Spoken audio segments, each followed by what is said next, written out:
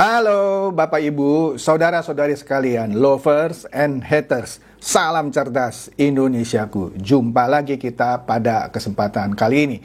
Bagi Anda yang belum subscribe channel saya, silakan subscribe channel saya. Tekan loncengnya agar Anda dapat notifikasi setiap kali saya mengupload video-video saya. Oke, pada kesempatan kali ini ada sesuatu yang menarik. Ini berhubungan dengan apa ya sebutnya, hubungan antara Pak Jokowi dengan Ibu Megawati sebagai Ketua Umum PDIP. Nah, di sini di sebuah situs Rakyat Merdeka Online ada sebuah berita yang menarik. Menurut politisi senior PDIP yaitu Pak Betor, di sini dikatakan Jokowi berani menghina Megawati. Cabut mandat petugas partai. Jadi politisi PDIP ini menganggap Pak Jokowi itu sudah berani menghina Ibu Megawati. Oleh karena itu dia minta mandat petugas partai yang pernah diberikan kepada Pak Jokowi dicabut. Kira-kira begitu. Nah, kita lihat nih ya beritanya ya. Di sini dikatakan bahwa Pak Betor ini politisi senior PDIP berpendapat bahwa mandat sebagai petugas partai kepada Presiden Joko Widodo harus segera dicabut oleh Partai Demokrasi Indonesia Perjuangan. Saya lagi mikir-mikir loh ya. Kalau sampai mandat itu dicabut, apa ruginya Pak Jokowi? Dia tetap sebagai presiden. Oke lah, Pak Jokowi dengan ini mandat saya kepada Bapak sebagai petugas partai saya cabut misalnya. Oke, apa ruginya Pak Jokowi? Ya, pastinya dia tidak lagi menjadi anggota Partai Demokrasi Indonesia Perjuangan. Ya dong, karena dicabut mandatnya. Ya. Iya, itu menurut saya. Oke lah, kartu tanda anggotanya ditarik. Ruginya opo? Itu menurut saya loh ya. Saya nggak tahu ya apakah kalau dia sudah dicabut keanggotaannya dari PDIP, ada hak apa yang hilang saya nggak tahu. Tapi dia tetap sebagai presiden gitu. Oke deh, kita lihat lagi nih beritanya. Di sini katanya pencabutan mandat itu menurut Pak Betor berkenaan atau berkaitan dengan sikap Presiden Jokowi yang tidak tegas mengarahkan relawan di musyawarah rakyat. Ya. Waduh, ini menarik ya. Ini beritanya sebenarnya bukan berita baru nih ya. Ini berita sudah beberapa waktu lalu, tapi oke lah, tetap menarik untuk dibahas. Ya. Jadi dikatakan dia tidak tegas Pak Jokowi untuk mengarahkan dukungan kepada Pak Ganjar. Dia kan berbicara dengan simbol-simbol gitu ya. Jadi di pertemuan musra itu yang jelas disaksikan oleh jutaan mata, Jokowi telah melawan Megawati katanya. Astaga, yang telah mengumumkan Capres 2024 adalah Ganjar Pranowo. Jadi kalau saya simpulkan maksudnya begini menurut Pak Betor ini ya, yang politisi senior PDIP. Lah kan Megawati sudah jelas mencapreskan Ganjar Pranowo. Harusnya Pak Jokowi di hadapan musyawarah rakyat, dia harusnya tegas. Pilih Ganjar Pranowo, begitu maunya Betor gitu ya, politisi senior PDIP. Tapi Pak Jokowi nggak ngomong gitu ya. Jadi dianggap Pak Jokowi telah melawan Ibu Megawati ya. Wih, ya kata Pak Betor nih ya. Ya kan kita tahu musrah itu digelar di Istora Senayan beberapa waktu lalu. Tidak ada satupun penegasan yang disampaikan oleh Pak Jokowi untuk memerintahkan pemenangan Ganjar. Inilah yang oleh Betor ini dianggap Jokowi itu melawan Megawati.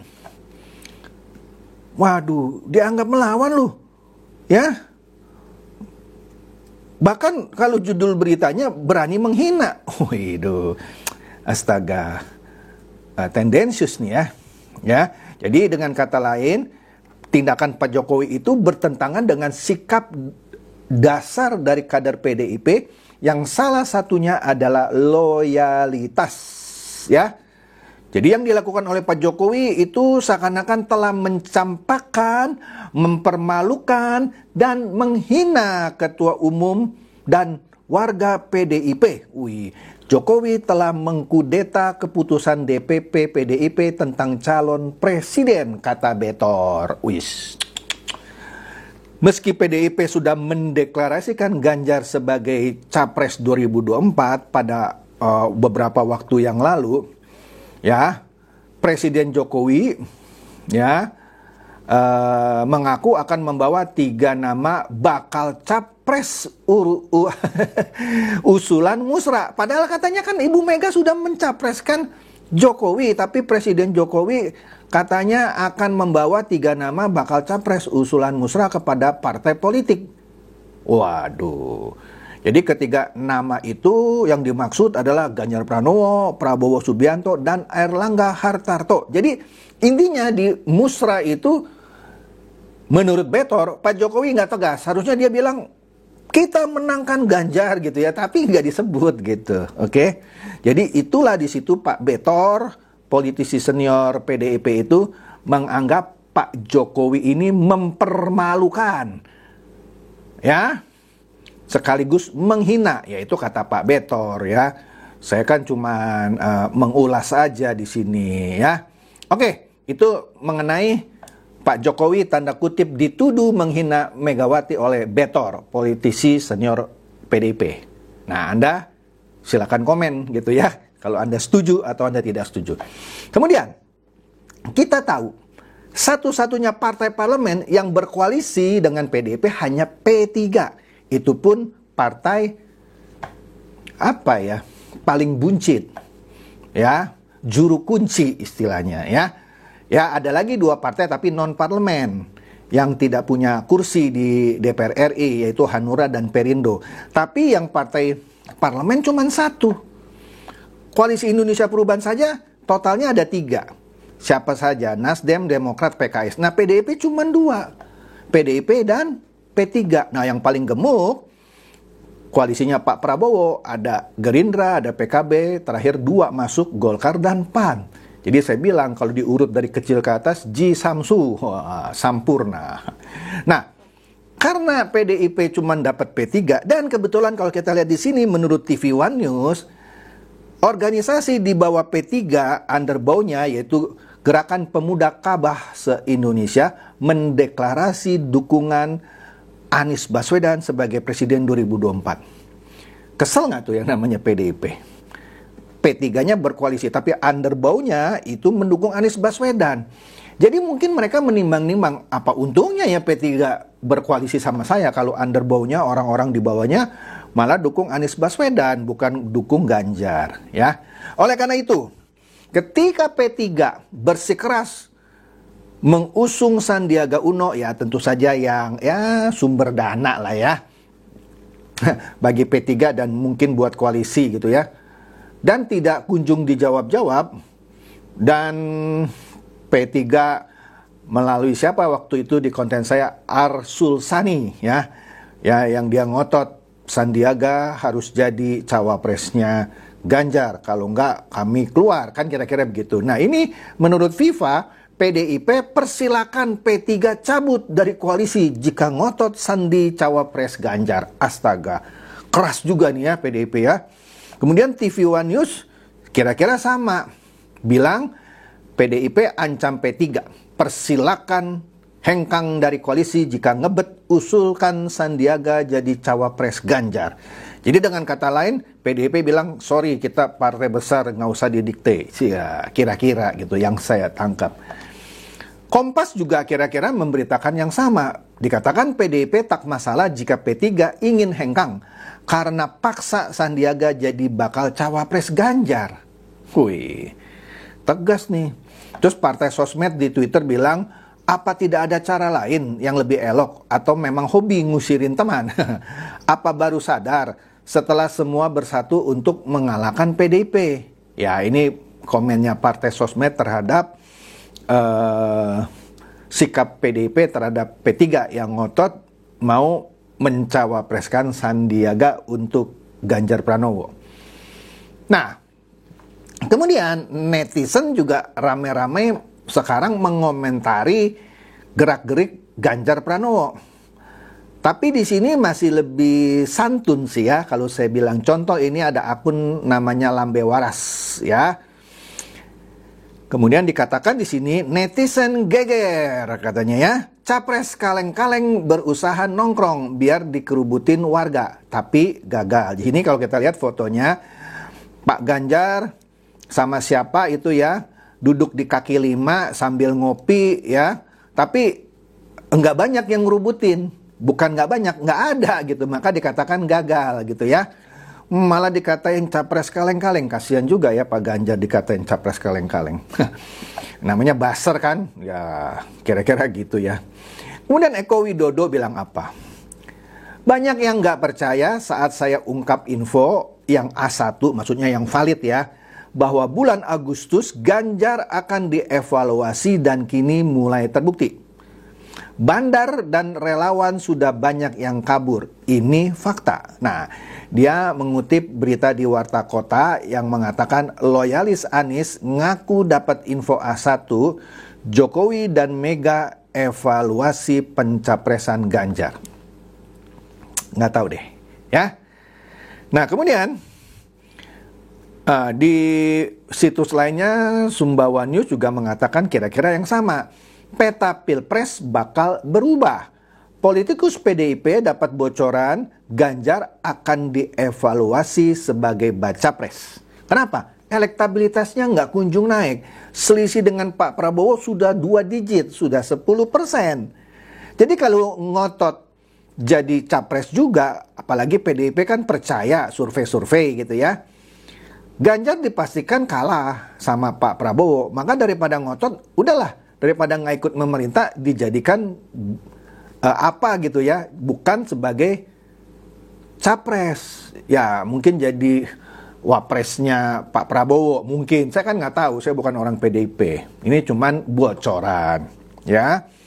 Nah, kalau dievaluasi, bisa dia dijadikan cawapresnya Pak Subianto, atau ya, ini sekaligus yang ngomong tadi politisi senior yang bilang Jokowi menghina Megawati itu Betor ya. Betor bilang elektabilitas tak capai 40%, Ganjar akan dievaluasi dan digantikan Puan. Nah, kalau Ganjar dipasangkan sebagai cawapresnya Pak Prabowo dan dia head to head dengan Anies, mungkin ya, PDIP atau Ibu Mega berpikir, kalaupun menang, ya petugas partai saya cuma jadi wapres. Daripada Ganjar yang jadi wapres, mendingan anak saya. Logis kalau saya. Kalau saya jadi Ibu Mega juga berpikiran sama, kalau saya loh. Maka nih beritanya bilang, Ganjar ini akan dievaluasi. Yang bilang Betor loh, politisi senior PDIP loh. Ya, dan digantikan Puan. Iyalah. Kalau menang kan setidaknya anak saya kira-kira ya, trahnya Soekarno jadi wapres daripada dikasih ke Ganjar. Kira-kira ya, mungkin ini pandangan saya, kan mungkin aja Anda nggak setuju, silakan komen. Nah, PDIP sepertinya ya menurut saya ya agak panik. Sebelumnya dia bilang Caimin masuk bursa cawapresnya Ganjar. Kan paling sering itu ya kita dengar berita. Sedangkan partai-partai lain nggak pernah ngomong tuh. Coba Anda lihat. Pernah nggak Koalisi Indonesia Perubahan bilang? Ada sih, saya dengar terakhir. Tapi itu bukan dari koalisinya. Tapi orang-orang lain bilang, sepertinya Ibu Susi nih yang jadi cawapresnya Anies. Ada lagi yang bilang, sepertinya Kofifa nih gitu ya. Tetapi PDIP selalu bilang, misalnya Caimin masuk radar cawapres, AHY masuk radar cawapres Ganjar. Ketika didatangi oleh Erlangga masuk sebagai cawapresnya Ganjar. Begitu aja terus. Ya, Sandiaga Uno masuk sebagai di dalam bursa cawapresnya Ganjar. Nah, terakhir baru lagi Yeni Wahid masuk bursa cawapres Ganjar. Jadi siapa dong cawapresnya? Semuanya masuk bursa gitu ya. Padahal kalau kita lihat contoh Pak Prabowo nggak pernah ngomong bursa-bursa cawapresnya. Walaupun netizen atau wartawan bilang sepertinya selain Caimin ada saingannya nih, yaitu kemungkinannya Erick Thohir atau bahkan Gibran kalau judicial review ke MK tentang batas umur capres dan cawapres dikabulkan. Tapi nggak pernah dari Gerindra atau dari Pak Prabowo bilang si Anu masuk bursa capres kami, karena kan sudah ada kesepakatan antara Gerindra dengan PKB. Ya tentulah Gerindra atau Pak Prabowo tidak mau melukai hati Caimin. Dikit-dikit bilang, wah baca wapres kami si Anu, baca wapres kami si Anu. Padahal sudah ada kesepakatan bahwa nanti cawapresnya akan dibahas bersama-sama dengan Caimin. Tapi kalau PDIP siapapun bisa dijadikan bursa, dijadikan masuk ke dalam bursa. Mantap. Sekarang yang sedang hotnya Yeni Wahid katanya ya. Lah kalau Yeni Wahid jadi cawapresnya Ganjar, P3 yang duluan masuk sodorkan Sandiaga Uno tidak bisa masuk, kan jadi masalah ya kan. Tapi yang saya dengar-dengar yang sudah firm, tapi itu juga bisa berubah kan, belum diumumkan. Yang paling kuat di antara mereka semua itu Andika Perkasa. Ya tapi kan bisa berubah, apalagi kalau nanti Ganjar atau Puan yang dijadikan cawapresnya Prabowo. Ya kan, tapi itu namanya kan spekulasi. Lanjut. Nah, kita tahu Ade Armando gara-gara PSI menerima kunjungan Prabowo di DPP PSI, di mana Ade Armando juga politisi PSI, maka dia dimusuhi lah sama buzzer-buzzernya Ganjar, seperti siapa? Denny Siregar, ya, Eko Kuntadi dan lain-lainnya yang ada di Cokro TV ya. Nah, baru-baru ini Ade Armando membongkar sumber dana simpatisan Ganjar, atau bilang aja sumber dana buzzer-buzzernya Ganjar. Ternyata lembaga negara, 3 huruf. Saya sih tahu, saya nggak mau ngomong gitu. Saya tahu siapa itu lembaga negara. Di berita lain dikatakan ketua lembaga negara ini dekat dengan seorang ketua umum partai. Siapa? Saya juga tahu, tapi nggak usah disebut lah ya. Sensitif. Nah, di sini di Twitter juga dibahas. Waduh, Ade Armando bongkar sumber dana simpatisan Ganjar.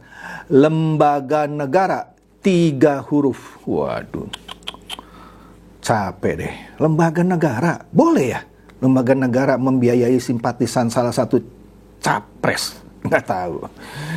Kemudian kita sudah tahu lah dan sudah menjadi rahasia umum bahwa kiblat atau preferensi Pak Jokowi untuk capres 2024 sepertinya sudah kasat mata ke Prabowo. Bahkan tadi kita lihat kan, Betor bilang malah Jokowi itu seperti menghina Megawati karena di musyawarah rakyat Jokowi nggak ada instruksi untuk memenangkan Ganjar. Padahal dia kader PDIP gitu ya. Nah, karena hal-hal seperti itu dan juga fakta baru-baru ini Golkar dan PAN tiba-tiba mendukung Prabowo, ya maka rumor atau persepsi itu sepertinya benar ya. Maka di sini antara mengabarkan bilang Puan berharap hubungan PDIP dengan Jokowi selalu berjalan baik. Yang pastinya sekarang sedang tidak baik-baik saja. Jadi itulah perkembangan terakhir yang semakin mengklarifikasi mungkin gosip-gosip yang beredar di luar. Bagaimana hubungan Pak Jokowi dengan Megawati Soekarno Putri dan juga dengan PDIP. Apalagi politisi senior PDIP yaitu Betor bilang Jokowi sudah menghina Megawati. Ya, tadi Anda lihat saja yang sudah saya sebutkan di awal video ini. Oke, itu saja. Semoga ini mencerdaskan dan mencerdaskan Anda semua. Silakan share video saya ini kepada teman-teman, sahabat atau kerabat supaya mereka tambah cerdas dan tercerahkan. Seperti biasa, terima kasih.